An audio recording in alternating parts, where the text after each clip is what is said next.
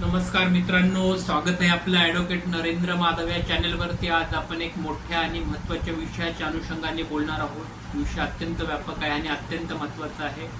यामध्ये आपण देवस्थान इनाम वर्ग 3 ची जी जमीन आहे त्या अनुषंगाने आज आपणचा ब्लॉग बनवत आहोत।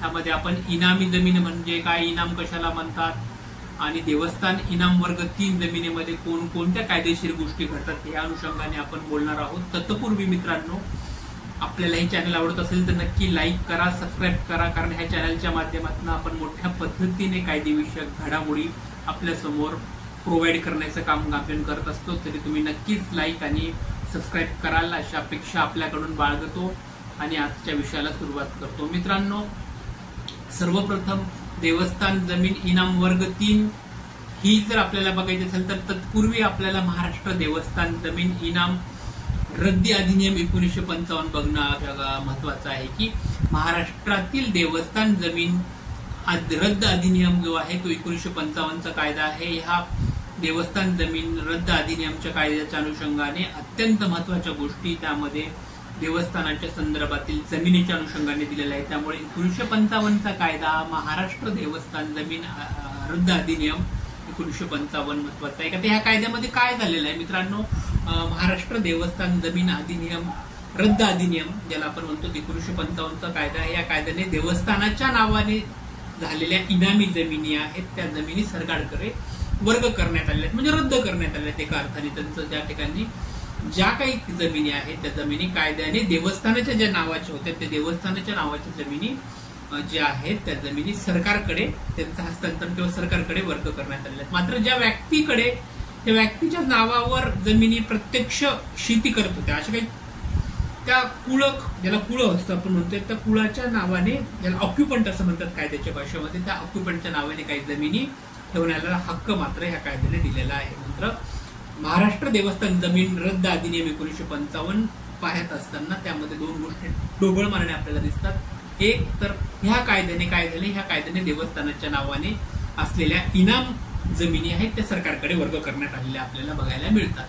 आणि दुसरी गोष्ट अशी घडली की ज्या व्यक्ती ज्या आहेत त्या व्यक्तीच्या नावाने जमिनी कसत होत्या किंवा ज्या जमिनी प्रत्यक्ष शेती करत होत्या त्या जमिनीवरती त्या व्यक्तीच्या नावाने कुळ लावणे किंवा कुळक लावणे, ज्याला ऑक्युपंट म्हणून कुळ लावून त्या जमिनी स्वतःकडे ठेवण्याचा हक्क मात्र या कायद्याने सरकारने प्रत्यक्षात त्या ऑक्युपंटला त्या कुळाला दिलेला आहे। आता महाराष्ट्र जमीन महसूल अधिनियम जो आहे तो अधिनियम बघत असताना सर्वप्रथम महाराष्ट्र जमीन महसूल संहिता जी आहे 1966 ती सुद्धा अत्यंत महत्वाची आहे की महाराष्ट्र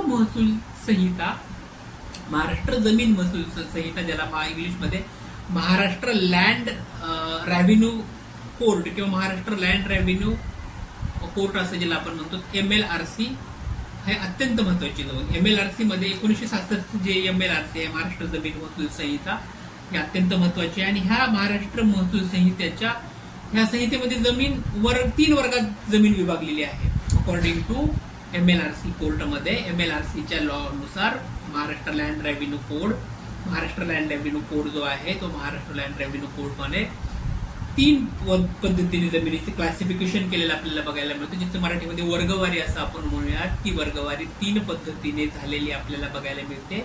वर्ग 1 ची जमीन आहे ती वर्ग 1 मध्ये वारस हक्काची विक्री करण्यायोग्य जी जमिनी आहे ती वर्ग 1 मध्ये ठेवण्यात आल्या। ती त्या जमिनी वारस हक्काच्या आहेत आणि ज्या विक्री करण्यायोग्य आहेत त्याला ऍब्सोल्यूट ऑक्युपन्स असं कायद्याच्या भाषेमध्ये म्हणतात, त्या वर्ग 1 मध्ये ठेवण्यात आलेल्या आहेत। आणि वर्ग 2 चा जर विचार केला तर वर्ग 2 मध्ये विशिष्ट बंधनासह जमीन म्हणजे याला नॉन ट्रान्सफरेबल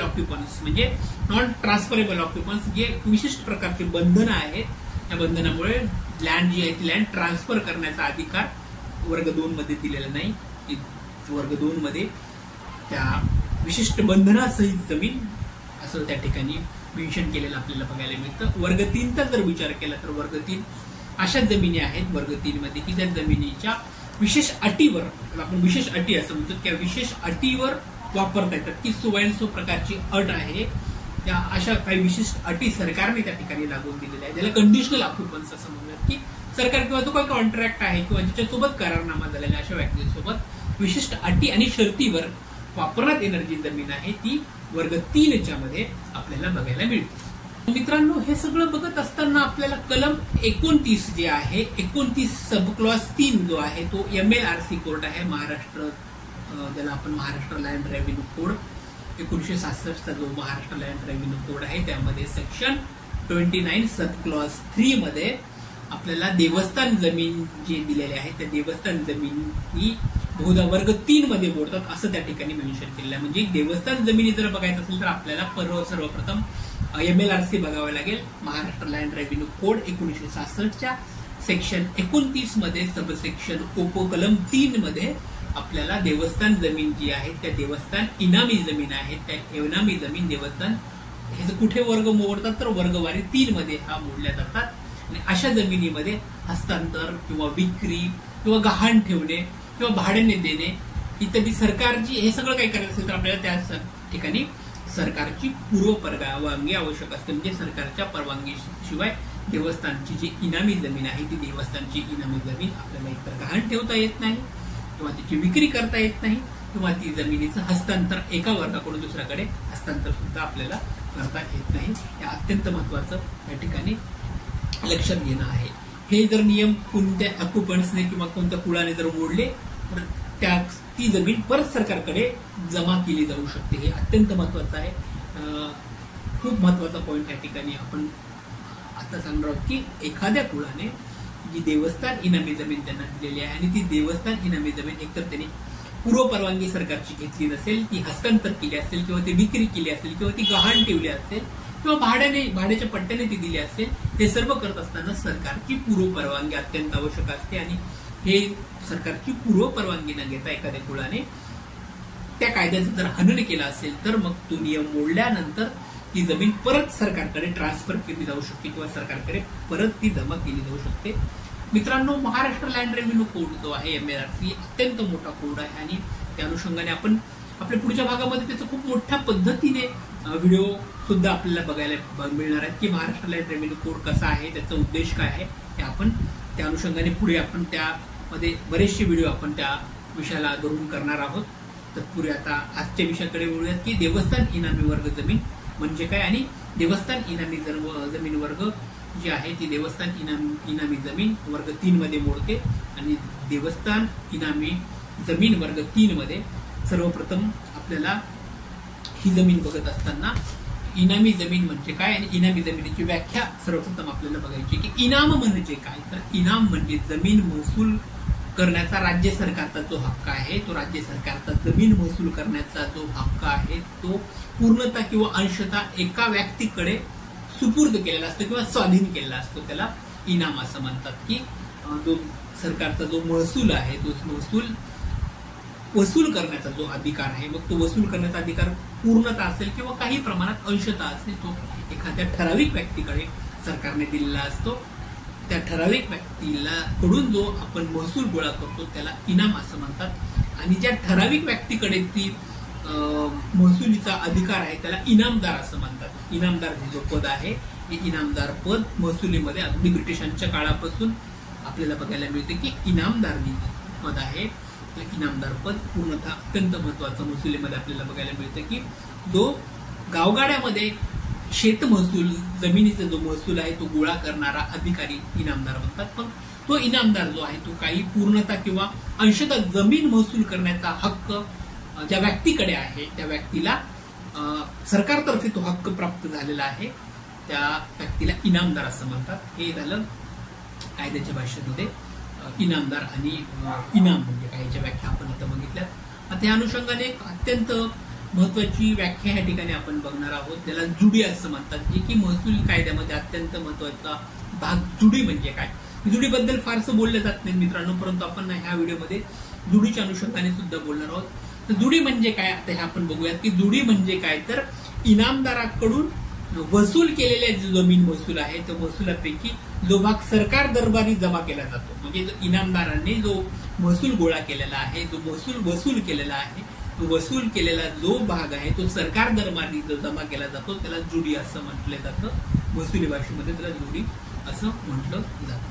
तर पूर्वीच्या काळापासून काही जमिनी ज्या आहेत त्या काही जमिनी मंदिरासाठी किंवा काही ठिकाणी मस्जिदीसाठी सुद्धा बक्षीस म्हणून दिल्या गेलेल्या आपल्याला बघायला मिळतात की देवस्थानाचा जमिनी कोणत्या आहेत की देवस्थानच्या इनाम वर्ग 3च्या जमिनी बघत असताना पूर्वीच्या काळापासून काही जमिनी बक्षीस म्हणून सो अँड सो प्रकारच्या मंदिराला किंवा इतर धार्मिक स्थळासाठी दिलेल्या गेलेल्या असतात, बक्षीस म्हणून दिल्या गेलेल्या असतात.